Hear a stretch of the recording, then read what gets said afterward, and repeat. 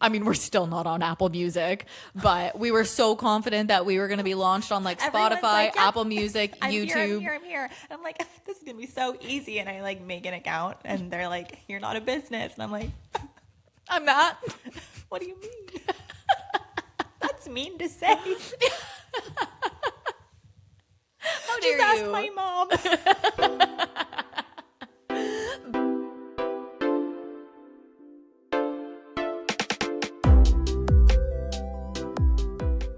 Deep breaths. We can do this.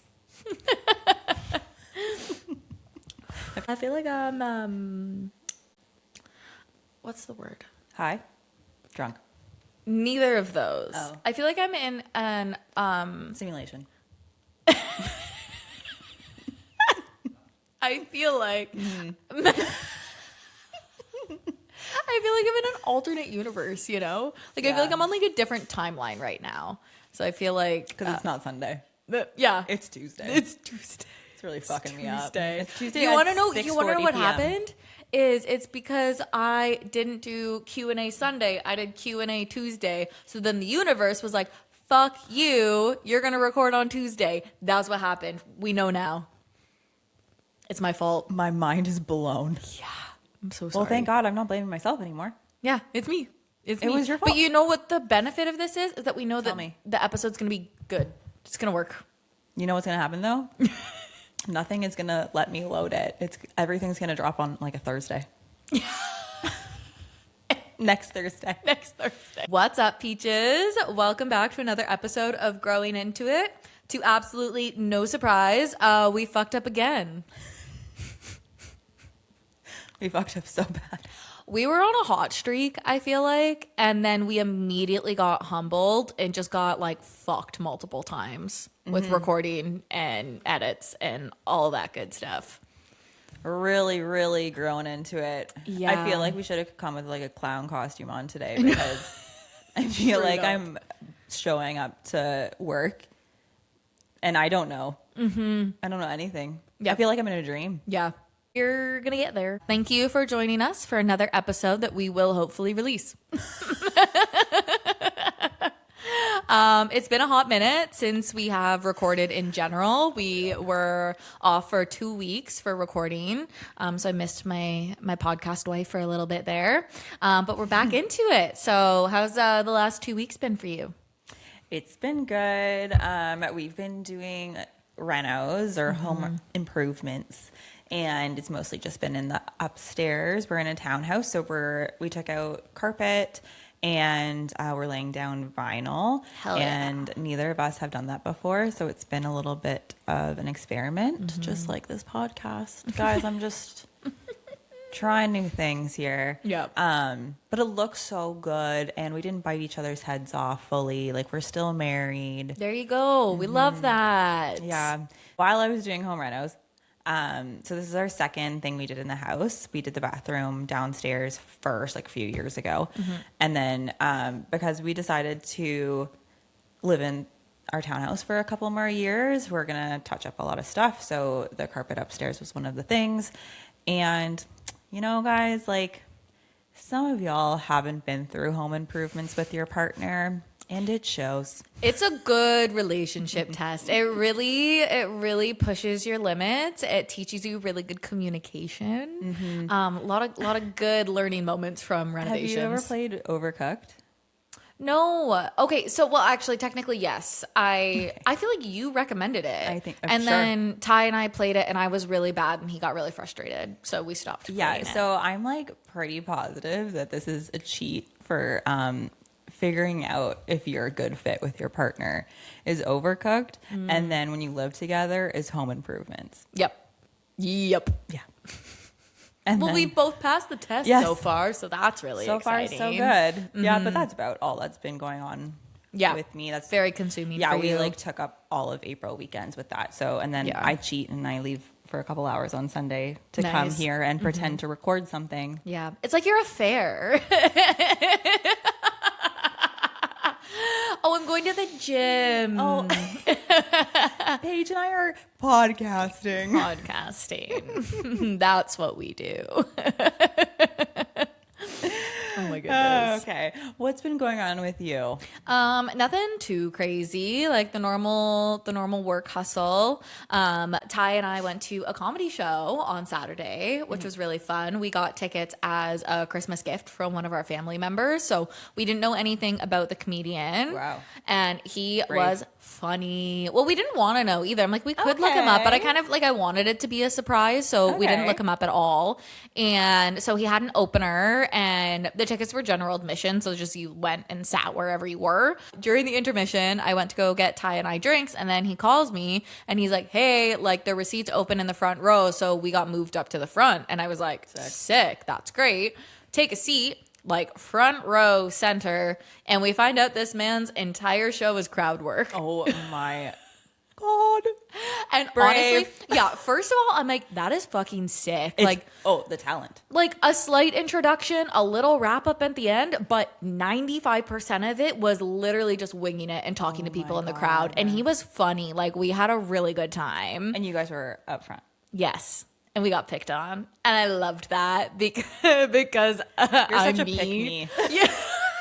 I'm literally sitting there and I'm like, pick us, pick us, pick us. And he picked like 3 people before he got to us, and I'm like, when is it gonna be us? my God. Yeah, eventually it got to us. He always started with like the man first, and then would kind of just like lead into whatever like the conversation went into. So yeah, it was really fun. We had a blast. So That's awesome. yeah, it was a fun date night. I feel like it's nice to like mix it up because it's so easy to just be like, let's go out for dinner or Do you let's wanna watch a plug the movie. comedian?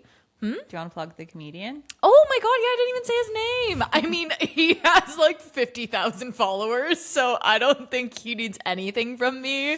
But his name is Jeff Leeson. He's actually from London, Ontario. So it's also cool to see like a There you local go. Canadian performer. So look him up. He's really funny. You're welcome, Jeff Leeson, for making your name. You just got 130 more followers. Congratulations. Man. Welcome to the growing pod. We'll host him next time.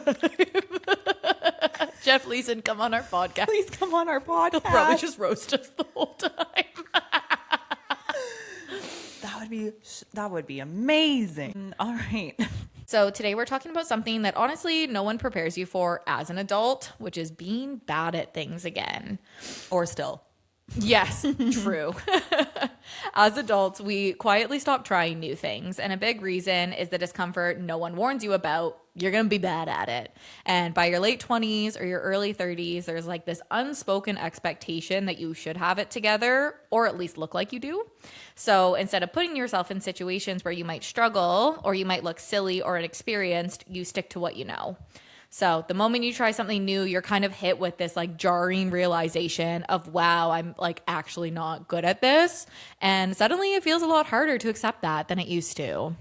We've got a few topics to cover today, guys, so let's grow into it. So first topic I was interested in covering was just trying new hobbies in general. I feel like as kids, we always were trying things for fun, and now everything feels like it has to be like productive or impressive in some kind of way. Yeah, I think when we were kids, we didn't realize that we were bad at anything.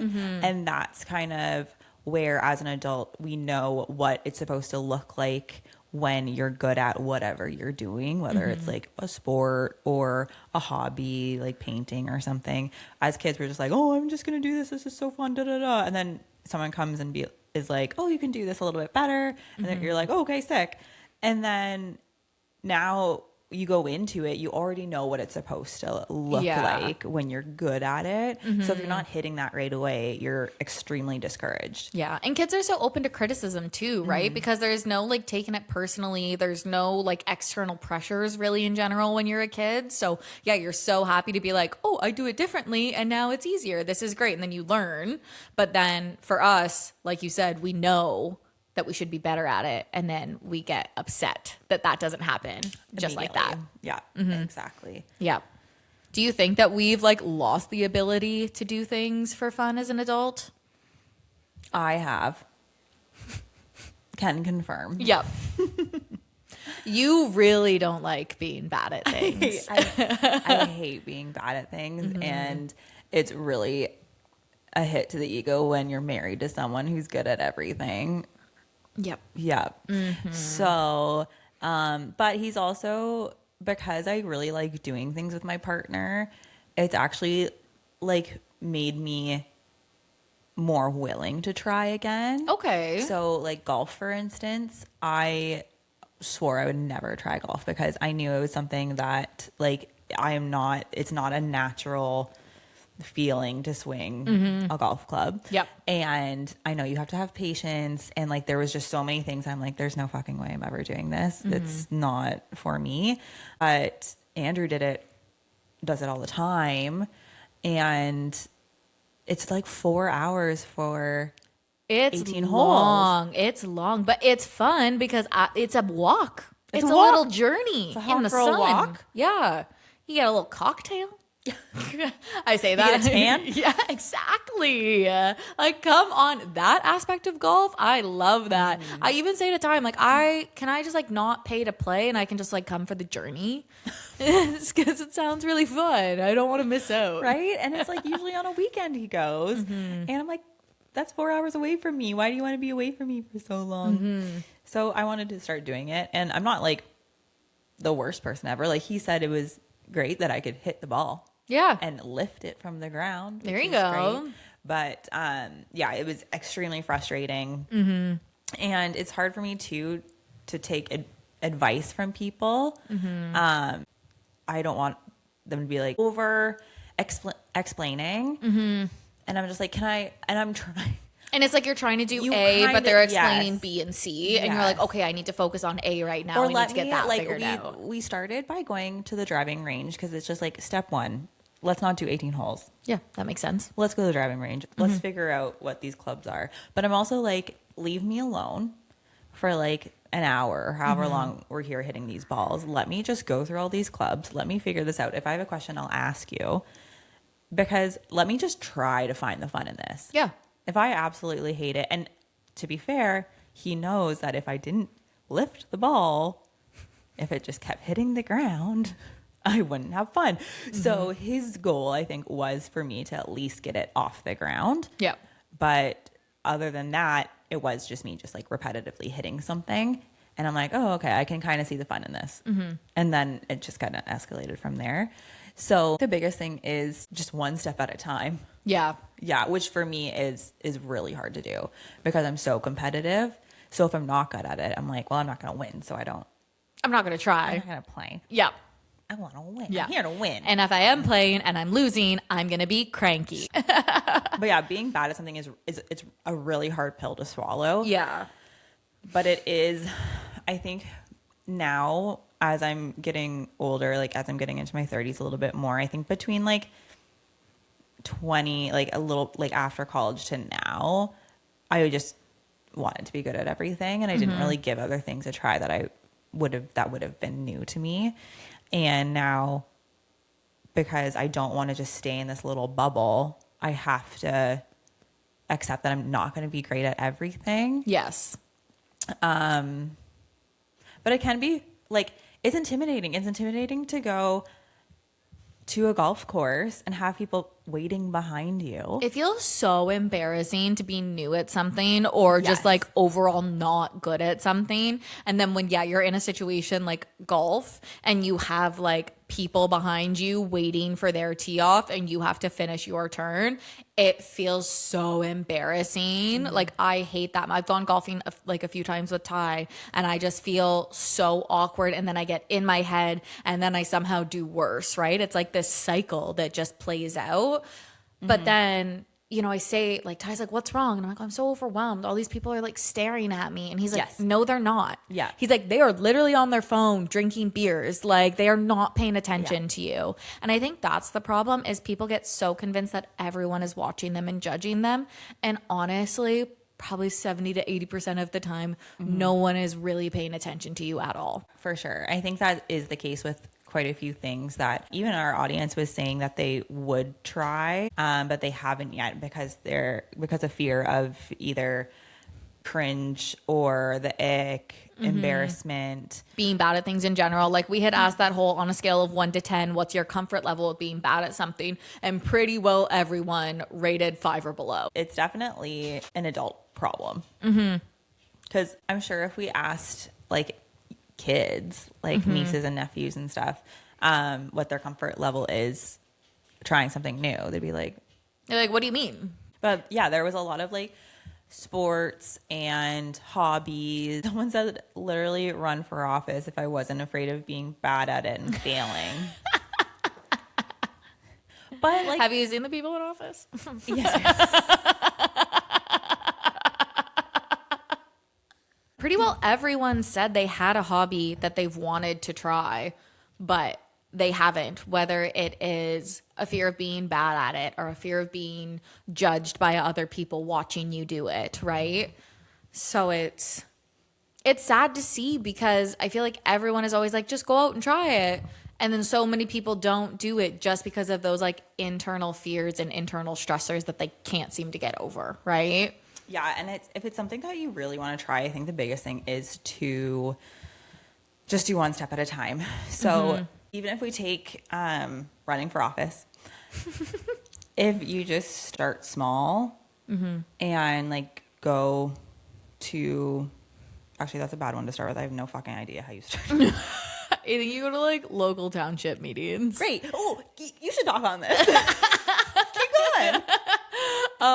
What if I'm wrong? No, it is a funny one to kind of talk about as a topic, but yeah, like the running for office one, yeah, you start with something local, something small, go to a township meeting, and go look at like your local representative and figure out what the process is like, do some research. Because the thing is too, doing research in your house about a hobby or the resources in your community, that's something that's really easy to do, and there's no pressure on that, and there's nothing embarrassing about doing it. You know, no one's looking at your Google searches.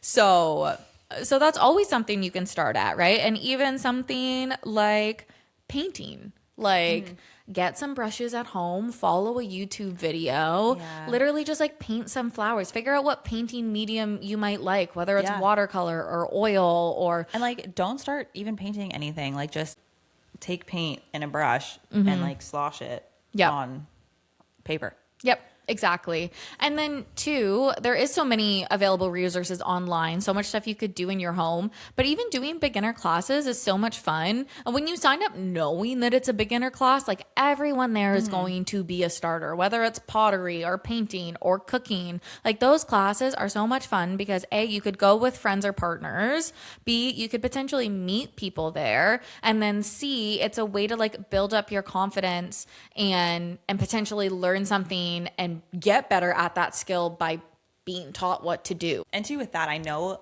some people would even still be nervous about going to a place that they haven't been to before. It's still intimidating to some people. Oh my God. First time going somewhere, anxiety is so real. Parking anxiety. Horrible. I like Google around it first. Try to find a place. If it's in town, try to find a place that like I know around it. I will walk 5 minutes if I have to, just to be in a spot that I know. Yep. Instead of like looking downtown for parking. But and like you can easily go the day before, find a good parking spot. Yep.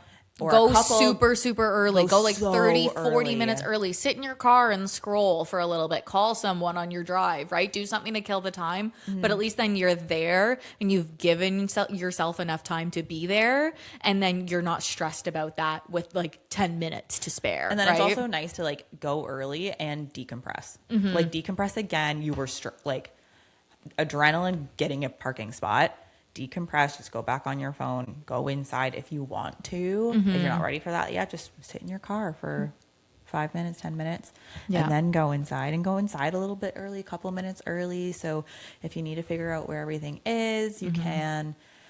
And the thing is too, I'm always so nervous about going to a new place the first time, whether it's like a yoga studio or a dance class or cooking class. It's so overwhelming because again, you don't know the parking situation. You don't know the building layout. You're potentially walking into a space where you're like, I don't know how to get to where the actual class is. But every single time I've been unsure of where I'm going, whoever is in that building is so nice and welcoming. Like that's something that I have to get over quite a lot. But I'm like, you literally can be like, hey, where is this? And then the person's like, it's literally over here. Follow me. Let me help you. Like they're super open that's and welcoming. The easiest thing you could have asked me. but it's so easy to convince yourself that you're going to have the worst experience ever and then just not go. And also going with someone, again, I think I already said that, but like going with someone the first time going to a class is really nice because then you're in it together. You're not alone in it, which is nice. Do you think that you would try more things if no one could see you doing it? I usually do. Yeah. Yeah. If I can find a way to try something without people seeing me, that's how I actually get into things. Again, golf. I'm going to use golf a lot today. We did the driving range, and yeah, there's people around me, but they're only focused on their mat. So it's a lot less intimidating than having people in front of you and behind you. Yeah, at the actual golf course. Yeah. Yeah. That's a good example for it because I feel like golf is definitely one of those ones where I'd be so much more willing to try and actually learn how to do it properly and have fun doing it if I didn't have a group of men behind me. Yes. Right? Yeah. And it's nice too because there is a lot of resources online, whether it's Instagram or YouTube, and to like look up different types of clubs that you might have and like what they are supposed to do. Like this one's not going to go very far, but it's going to go high up. So when you're swinging it, you know what you're looking for. But if you're just looking to get it off the ground, then fucking batter up. And then, yeah, you go and no one's really looking at you. Great.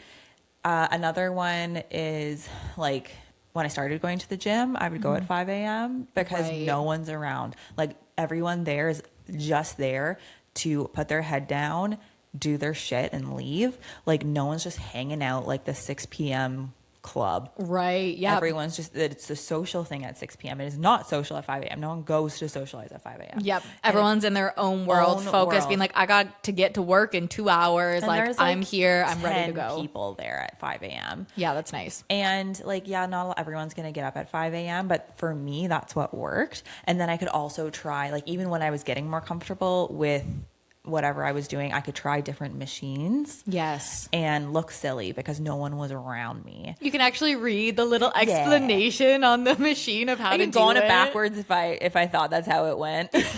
Exactly. I'd be like, oh shit. Yeah. And then like right now I am trying Pilates at home because studios scare me. That's fair. I think also there is a lot of trial and error with hobbies. And I think people need to accept that more, where you might try a hobby and it might not be for you. And then it's okay to then try a different hobby and potentially find your niche, right? Like I know for me, I had gone to the gym a couple years ago. I just didn't like it. I didn't enjoy it. I found I wasn't productive when I went there, no matter how many different gyms I tried. But then I found a hot yoga and Pilates studio I really liked. The girls are really welcoming. The space is nice. And I love going to it, right? It's just about finding a hobby that you're going to enjoy and a space that you feel comfortable enjoying that in. And it's also okay if that is just home for now, right? Maybe you build up your confidence, you get better at Pilates, and you're like, okay, I feel better now. I'm going to go try a studio now and see what happens. Yep. I read most adults abandon hobbies within the first few months because they don't pick it up so super fast. That's me. I am not adult. I'm not stat. I really read it. Yeah. You told me a couple fucking stories. lived it. It's really tough to like not progress at something, right? I think it's one thing to like not be good at the hobby at first when you start it, because you do somewhat understand you're not going to be naturally good at it most times. But when you work at it for a couple of months and then you still fucking suck, oh my God, that can be really frustrating and demoralizing. And that is the part that definitely makes me want to quit, right? So then hopefully you just get good enough that you feel fueled in seeing progress, right? Because that's the best thing, is when you start a new hobby and then you acknowledge the progress you've made and you've actually seen growth. That's a really, really good moment to have. That's what we all hold out for. That's the hope we have. Please don't let me fall on my face again at yoga.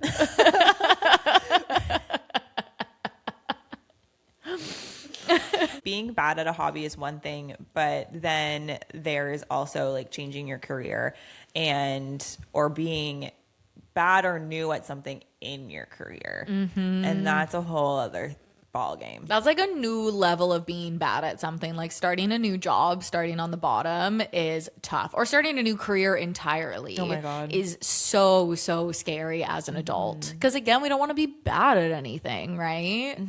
And it is, again, it's hard because when you're younger going into a career, most people are like, they're right out of college. They have more grace for They you have to way more learn grace. and not know what you're doing. And you could be 40 right out of college going into a brand new career, doing a career change, and people automatically have less patience for you. Yep. Which is ageism. Yeah, it is. That's a great example of ageism. But it's sad, and I think that's a big factor that plays into people not wanting to, start a new career later in life. What would scare you more, being a beginner again or staying stuck? Staying stuck every single time, Yeah. 100%. I hate the feeling of being stuck in a job where I don't feel satisfied or I don't feel like I have room for growth or an opportunity that way. That is like one of my biggest nightmares. That's why I've changed clinics multiple times. Fuck's sakes. Do you need help? No. I've worked there for, 2, 3, 4 years, and I've realized, oh, I've hit my peak here. I've talked to management. There's no room for growth, really. There's nowhere else for me to progress, and I am someone that constantly wants to be evolving and growing, and I also want to be in a space that wants to grow. Yes. Like, I know my previous job was very much like, this is how we've always done things. This is how we're going to keep doing things, and I hate that mindset, especially when you work in medicine. Like, you need to understand that, like, this world constantly evolves and changes. And if you don't want to change with that, I don't want to be a part of it because I don't need to be a mindset. Yeah.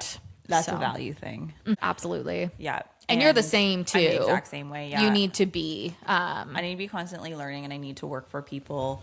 If I'm not working for myself, I need to work for people with the same values as me. So, like, I've never heard any of the owners of my clinic say, well, I'm just going to retire soon, so it's whoever's problem. Yeah, Like, we're they're not going to do that constantly right going, now. We're not going to grow. We're not going to expand right now because I'm going to be, gonna be closing gone up soon. shop. Yeah. Right. Yeah. No, And I think we're both always very lucky looking. that we are both in jobs now where we are very supported when it comes to growth and expansion. So Yes. it's a really nice feeling to have when that's something that you crave so much. And I mean, some people don't, right? A lot of people are happy to just come, clock in, do their thing, clock out. And that's absolutely fine as well. If that's what you want, then that's a good fit for you. But if you want something more than that, you need to find a place that supports that. How do you deal with not knowing what you're doing? Do you ever struggle with not knowing how to like ask for help or how to be clear that you're struggling with something? I don't, because I also have the fear, especially in jobs, I have the fear of not knowing something. So if there is something I don't know, I immediately ask a question. And I also have, like, I've had a few times where someone will ask me something and I don't know, and I have to be like, I don't know, I'll have to get back to you with the answer. We need to normalize that more. I feel like I think a being lot like, of hey, people- I don't know the answer to that question, but I'm going to find it out. I'm not going to fake it. I'm not going to lie to you. I'm going to find you the honest Yes. answer and admit that I don't know that, because in I'm a our human. field too, there's no way to know everything, right?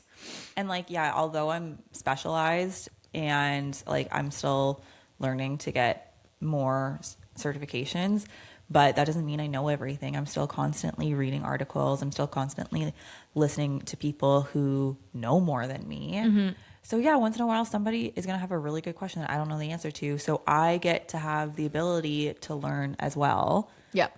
And that's a great frame of mind to have on the topic too, right? Is like, yes, I don't know this right now, but I'm going to learn and hopefully I'll remember it in the future. yeah, I have a bigger fear of not being good at something in my job. So when I know it's a weak point, I hyper focus on it.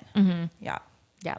Which can be detrimental to a way. It could be a little bit stressful potentially, but here we are. And I think another big thing too in the workplace is that I think everyone needs to support their coworkers in a way of like not making them feel bad when they ask questions. Yes, that's I think huge. workplaces can be so toxic and like people don't feel like they can approach management or like even upper level coworkers. Yeah. And so instead of asking for help, they try to figure it out on their own because they don't want to annoy Karen. And then a mistake ends up happening, right? So I think a lot of people need to be a lot more open and willing to answer questions. Like I know I always try to make an effort to be like, oh, you have a question? Absolutely. What's up? Please If I'm in the ask, middle of yeah. doing something, I'm like, you know what? I'm just wrapping this up. Give me 5 minutes and then I'll come help you if it's not urgent. Yeah. Right. So I think that's a really important thing to do.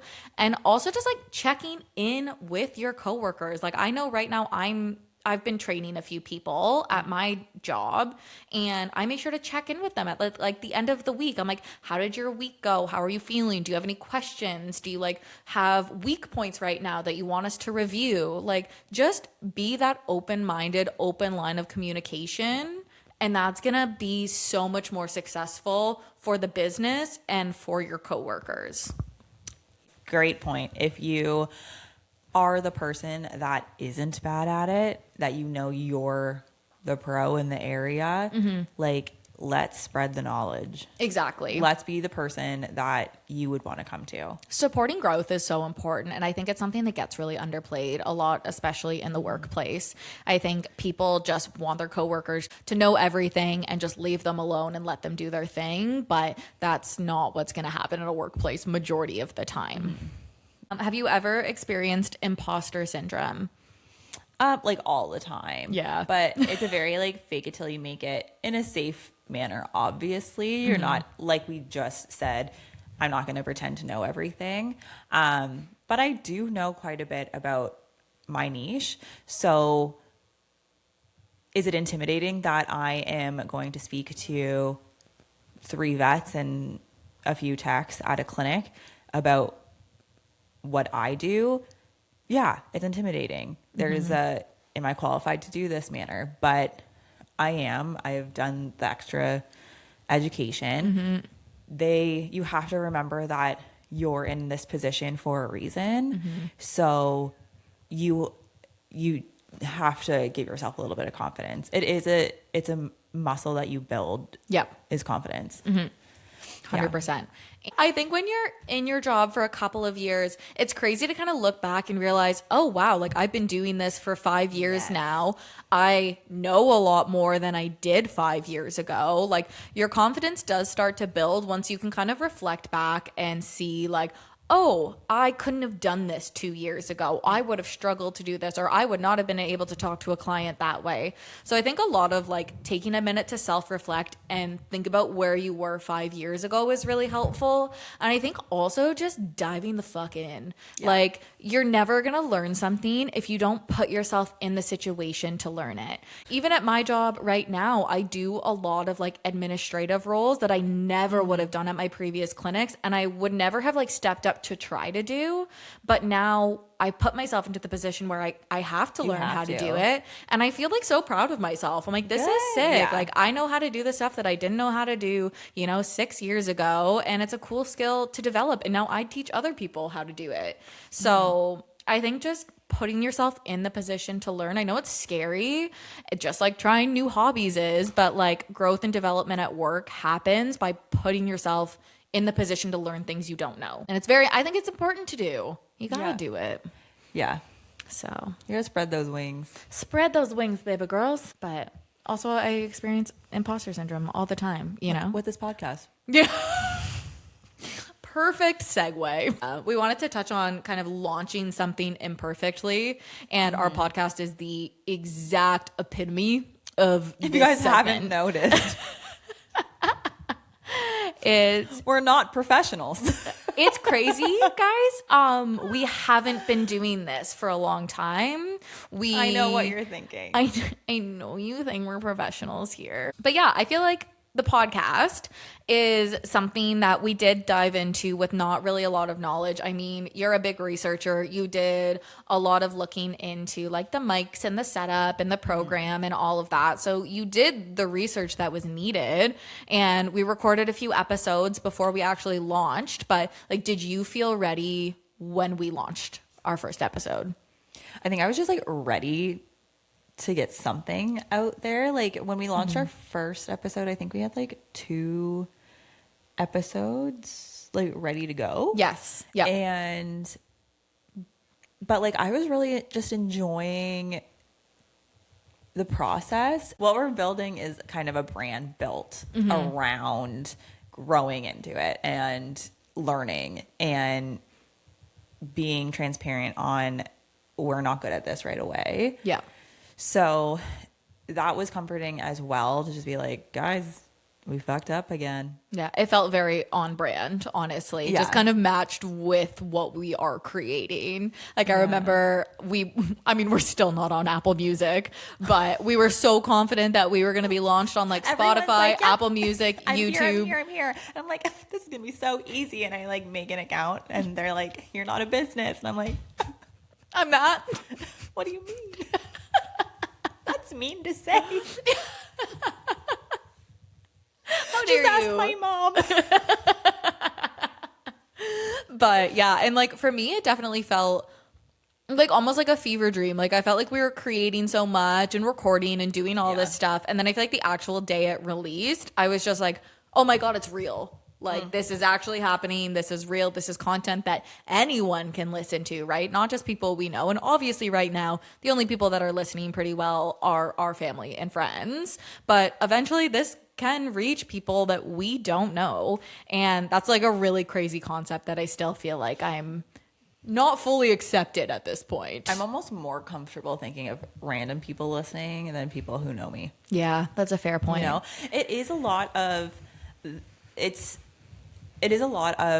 the fear of cringe and the fear of people judging and Ick. Like very it it does ick. like honestly this is a little bit cringy, icky, embarrassing. Like I think we've both had multiple talks about it being like starting a podcast is kind of embarrassing. Like Yeah, but I've also just like it's a muscle that I'm strengthening of just being confident in what I'm doing. I am not taking this too seriously. This is something fun I'm doing with a friend.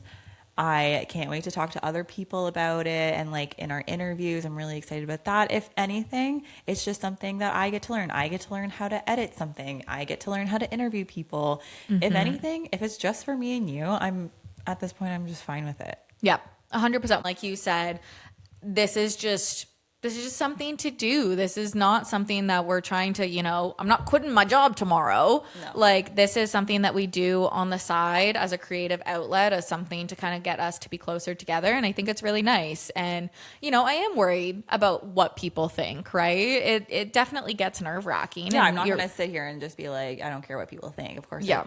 Exactly. Yeah, it's natural, right? I feel like when you're launching anything imperfectly, whether it is a podcast or a small business or like social media for your art, like you just kind of have to dive in and do it. And you have to acknowledge that it's probably not going to be perfect when you start it, and that is okay. And I think we get so fixated on perfectionism. I think that's what holds a lot of people back is, well, I don't want to start this because it's not perfect right now.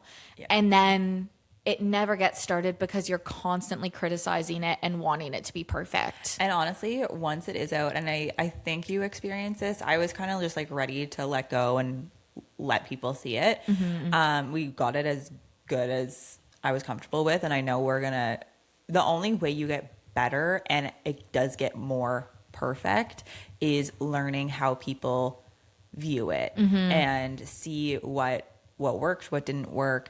And I think you did feel a little bit more relief once it was out. Yeah, I definitely had like a buildup of like nervous energy. And even when it was first released, I was a little bit nervous of like the judgment we were going to get from people. But like I was so overwhelmed. Like day one when it got released, I think I cried twice because I just got so much support. Like I received Instagram messages, texts, everyone being like, listen to your episode. It was great. Like you guys have such a good flow. Really excited to see what you create. Like we received so much support.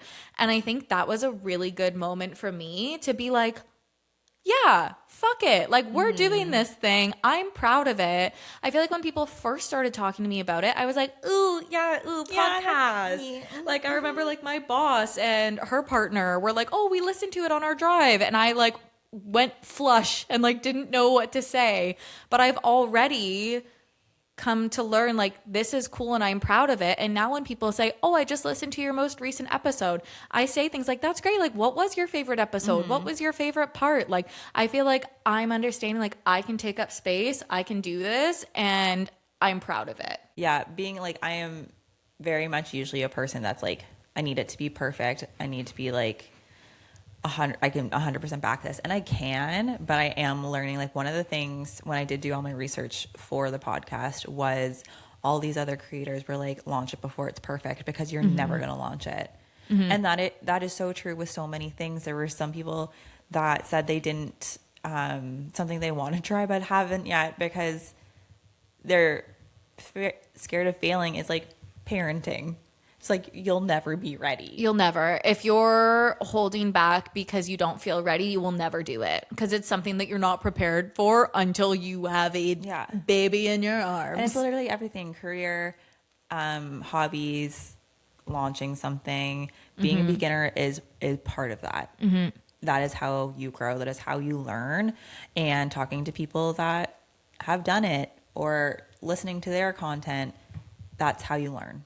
And that's a big thing too, is I think you like can't be afraid of asking for help from someone who might know more than you. Like, majority of the time, those people are going to be more than happy, because it's probably about their hobby that they're passionate about. Like, if you want to go, about it. yeah, if they're super into yoga and you're like, hey, I have some questions, I'm like interested in starting yoga, those people are going to be like, yes, ask me all the questions you want, right? So yeah, don't be afraid to go up to someone. Ty is like building us a dog wash down here, and his parents are both like really good with home renos. He didn't know what he was doing for the framing. He was like, hey, can you guys come help me out? Like, just reach out and extend that olive branch. Most people want to help you and want to teach you. So, you know, use the support systems that you have. I think people don't use that enough. Again, like, take up space, people. Like, you can take up space. You can do the things you want to do. You can ask for help. You can build your own community. You just have to do it. Yeah, you just have to start. You have to start somewhere. Yeah. It's just about embracing that beginner energy, and that can be so uncomfy, but also kind of freeing. It is freeing. And I think as someone who, like, I recently have started some new hobbies and become a little bit more consistent with them, there's something really freeing and like lovely about just letting yourself be bad at something and letting yourself try something and maybe possibly fail at it. I don't know. It's like, that's what we're here to do. You know, what's the point of going through your day to day? And they all, like, I've heard this 100 times. Everyone's heard this. Like, you're always going to regret the things you didn't do rather than the things you did. And it's true. Like, I had been sitting on the podcast thing for a while because I'm like, it's cringy. Like, I don't have a following anywhere, so why would anybody listen?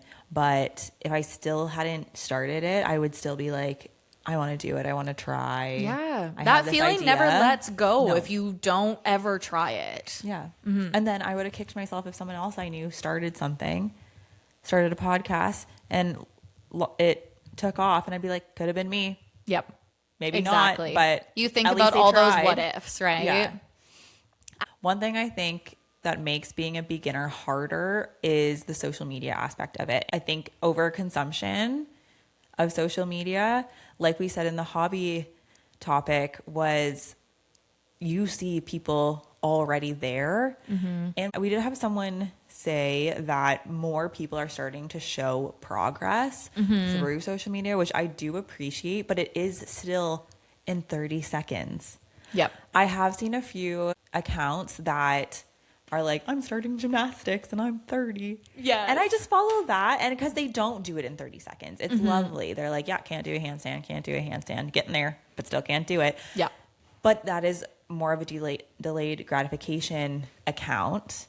And those followers are a little bit more loyal, and they're like, I want to see. Yes. But a lot of the content is like instant, even if it is like, I'm doing renos and I'm starting from nothing. Oh, and now it's done. Look at this. I have this beautiful home with all these upgrades, and it was in the blink of an eye.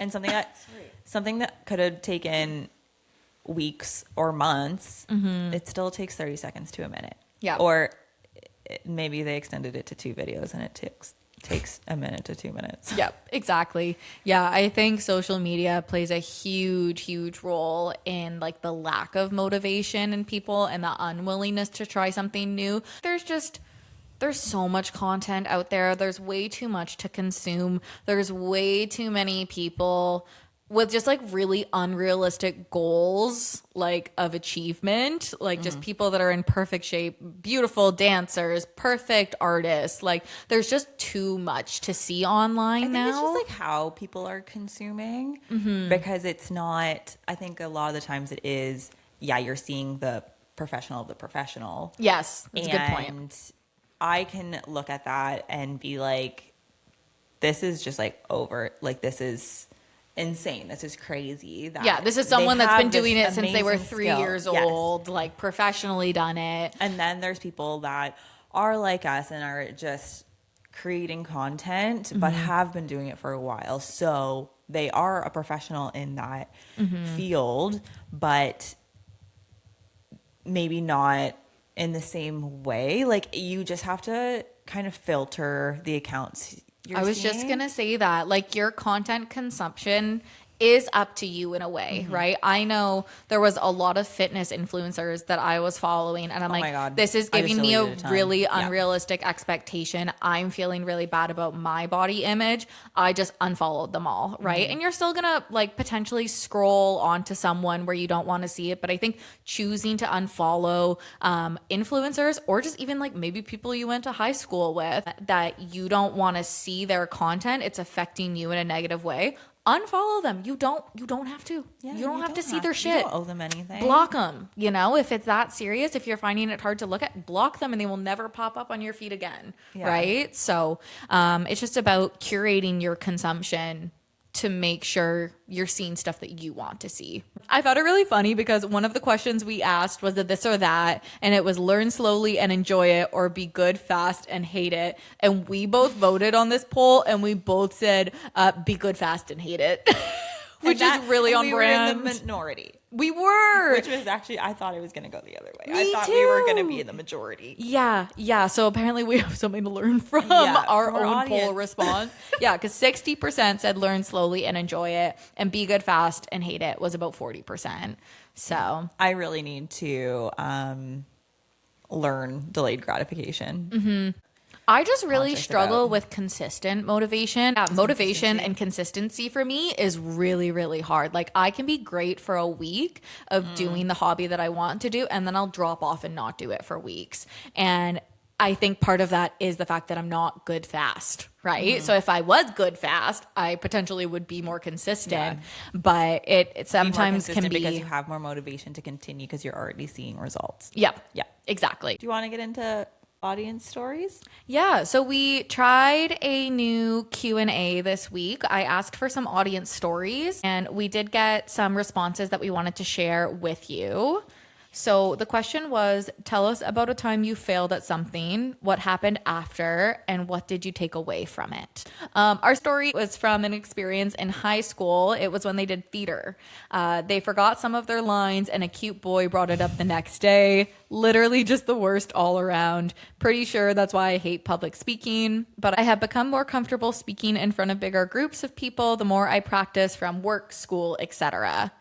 Yeah, that sucks, especially in such a like pivotal like I think stage of your that's life. What we were talking about when we said that when you're younger, it doesn't cross your mind until someone comes up to you and it's like, you're doing it wrong. And you're like, I didn't think I was, but okay. And I think like elementary school, like when you're like 7, 8, 9, like that's fine. But once you get to high school, you care so much about what people think about you. Like that's such a huge developmental stage. And as a girl, you care a lot about what the boys are saying about you. And to have someone straight up like come and point out your fuckery, like that's A little shit. critical when you're in high school, right? And because that's such a developmental stage, like she said, that affected her later on, like into adulthood. She was terrified of public speaking because of this incident that she had in high school. But, you know, you make the effort. Like I was saying in the career chat, you step out of your comfort zone and you try to do something that you wouldn't normally do. And then in turn, you build that confidence and you get better at it, right? And this person did a speech at my wedding, and it was beautiful. It was so good. It was really good. So I think she has overcome that. If I had to decide, she's grown into it. Okay, guys, I think we're gonna wrap this up. If you've been holding yourself back from trying something new, consider this your sign to just start messy. I think general vibe of today's episode is just like dive right in. Don't be afraid to try new things. And just like use your support system, right? Use the people around you. Everyone wants to see you. Everyone wants a reason to hang out. Invite someone to a Pilates class. Guys, it's 8 o'clock at night. It's bedtime. It's my bedtime. I'm supposed to be having tea with my husband currently. Thank you everyone for listening. We appreciate your support. We really hope that you enjoyed this episode. Follow us on Instagram, TikTok, and YouTube at Growing Into It Pod. Follow the podcast and rate and review this episode on Spotify. We will see you next Wednesday. Peace Peace out, out, peaches. Mwah.